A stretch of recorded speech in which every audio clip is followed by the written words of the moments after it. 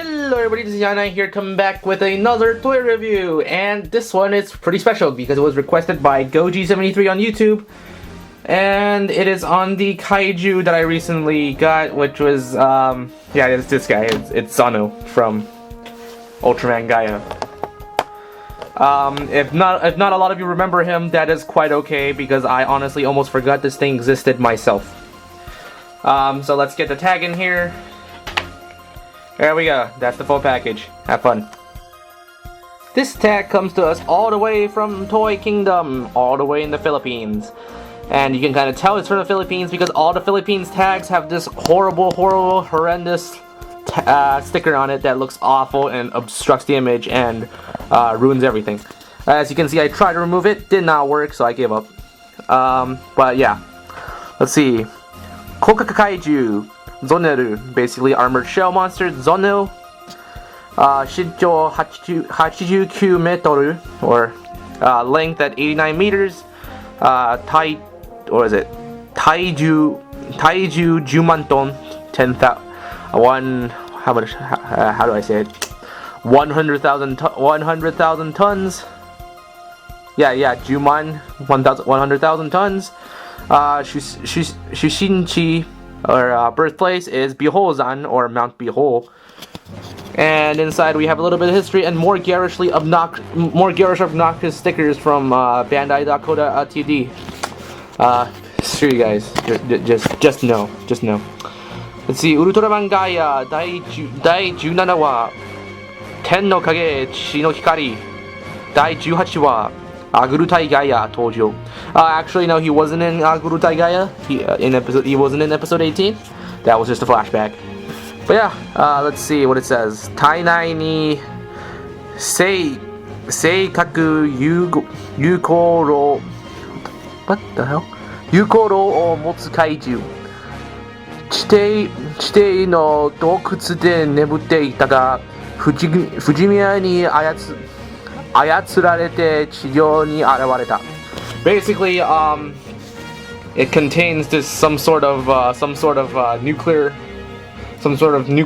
control plant or something, nuclear generator inside of its back, which is here, and it was sleeping underground in a cave until Fujimiya, or Ultraman Agwo, went underground, woke it up, and tried to control it to destroy the giant meteorite kaiju that was coming towards the Earth to blow it up, known as Digurob, which we don't have a figure of, which I might blow up on the screen or might not. We'll probably not blow it on the screen because I'm lazy. Either way, that's the tag. It is number 56 in the series, and they also made Zonnel 2, which was much more important, and everybody remembers it, and that's an EX figure. Taking a look at the detail and the paint job, and you can already see why this is not a very exciting figure to look at. Beyond the numerous scratches from transportation, it is pretty lazily painted, especially for a year 2000 figure when we had very nicely painted figures like Neosaurus back there, which I'm not going to bring out, Daigaran, and we had the best version of Monstarger available to us. But instead of getting any of those qualities, we had Zonnel, who has an awful paint job. The lips look nice, I guess, other than the fact that the teeth are blank on the back, because that's how paint masking works. But it looks close to the Zonnel. It's also got the very stereotypical Gaia problem of having asymmetrical face, having an asymmetrical face, which is lame. The chest thing that looks like it's from Gomra, it's just lazily printed on purple. The purple is accurate, but it's very lazily done. Doesn't even continue through the entire body, which is even more of a shame. The spikes are not very lazily done, and the markings inside of the armored shell that houses the nuclear reaction vessel, or whatever you want to call it, looks fine enough as it is. The claws look great on one side until you look at it from the back, where it's, oh boy, more paint masking marks, and the legs are painted very lazily because they are just sprayed on with one layer of gold. So as you can see, I'm not very excited to debut this figure today. In any case, what about the articulation? The articulation's gotta save this figure, right? I mean, we've gotten like really good looking four-legged figures before. We had Gubira, we had Kemular. They had 4 points of articulation in the legs. Apparently somebody didn't send the wait, no, and with Kemular we also had a rotating tail, so we gotta have some decent articulation on this thing, right? Not to mention King Sora's III, which had both an articulated neck and 4 legs. Well, somebody clearly did not send a memo to Zonnel because we only have 2 points here. We have the front legs and the back legs, and since he is so fat, you don't actually need them to really stand up because he balances very well on just like that. The back legs are completely stationary, and the front of the head is a glue seal, but it does nothing, so there's no point in breaking it and trying to rotate it because it's an oval. Yeah, lousy articulation. Really lousy articulation. Size comparison-wise, there's not a lot to complain about here, or actually, yeah, because Bandai doesn't make anything to scale, like I've said before. I'm gonna make a dick joke here and say that size doesn't matter, but, yeah, the thing is, you can't really gauge Zonnel's length at all, because it's measured as length, not height.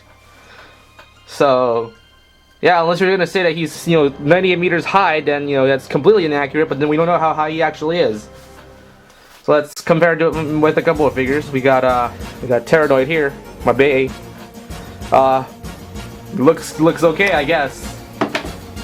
Let's try a couple of 500 figures, because, that's the norm. That's the new way Bandai's going with their figures. Definitely not. I definitely don't sound pissed off about it at all. Raycubus, he's about as tall as Raycubus. Okay. Zeton 2. Again, looks okay. You can't really go wrong with scaling here because Bandai figures are not made to scale, like I've said before. A Munsarger, that's out of there. Munsarger's not possible. Super COV. No. And let's try an Ultra Act. I'm going to give Zonnel the benefit of the doubt by posing Gaia right now in front, behind the camera. I'm going to have him crouch and do his fighting pose thing, because Gaia crouches more than almost any other Ultraman, maybe except the original and maybe except Dinah. But he crouches a hell of a lot. Now this looks pretty accurate. I'm not gonna, go onto my computer right now and bring up Ultraman Fighting Evolution 3 and then match that exact pose in the game. But you know what? The profile looks pretty accurate. This looks like Gaia's fighting pose in the games and in the show. And hey, you know what? It looks okay. Gaia's slightly too tall, but that's the problem with Ultra X anyway. They're always too tall. And that's about sizing done right there.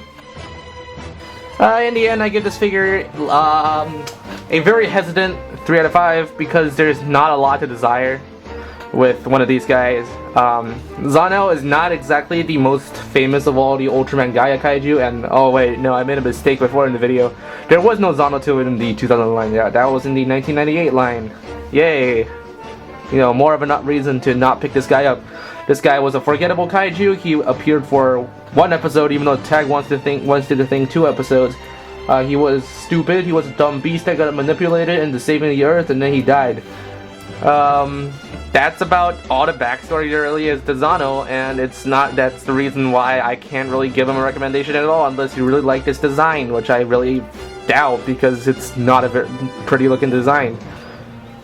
The monster is really brief in backstory, doesn't really mean anything, very inconsequential. I guess I can say that you should try and find this figure if you like it for 15 bucks with a tag and anything below 10 without, based on condition. But that's about it. There's not a lot to say about Zonnel.